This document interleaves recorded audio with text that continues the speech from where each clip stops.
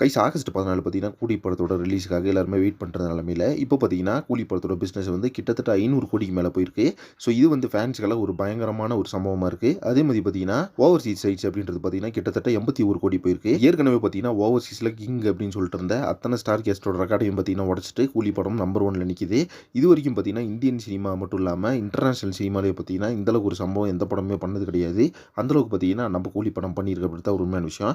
ஏன்னா, ஓவர்சீஸ்ல பார்த்தீங்கன்னா, கிட்டத்தட்ட 81 கோடி வந்து பிசினஸ் பண்ணியிருக்கு. இந்த அளவுக்கு ஒரு வேற லெவலான சம்பவம் வந்து எந்த படமே அந்த அளவுக்கு பண்ணதில்லன்னு தான் சொல்லணும். ஸோ இப்போ பார்த்தீங்கன்னா, கூலி படத்தோட ரிலீஸ் வந்து ஆகஸ்ட் 14 படத்தோட ஃபர்ஸ்ட் சிங்கிள், செகண்ட் சிங்கிள் இந்த மாதிரி விஷயங்களுக்காக ஃபேன்ஸ் எதிர்பார்த்துருக்க நிலமையில, ஸோ நேத்து பார்த்தீங்கன்னா, தளபதி விஜயர்களோட ஜனநாயகன் படத்தோட கிளிம்ஸ் அனௌன்ஸ்மென்ட் வந்துருச்சு. அதுக்கான காரணம் என்ன அப்படின்னு பார்த்தீங்கன்னா, அவருக்கு பர்த்டே நாளைக்கு அப்படின்றதுனால, இன்னைக்கு நைட் 12 மணிக்கு பார்த்தீங்கன்னா, அந்த கிளிம்ஸ் வந்து ரிலீஸ் பண்ண போறாங்க. ஸோ இந்த ஒரு அப்டேட் ரிலீஸ் ஆனதுக்கு அப்புறமா நம்ம கூலி படத்தோட மேசிவான அப்டேட்ஸ் வந்து ரிலீஸ் ஆக போகுது.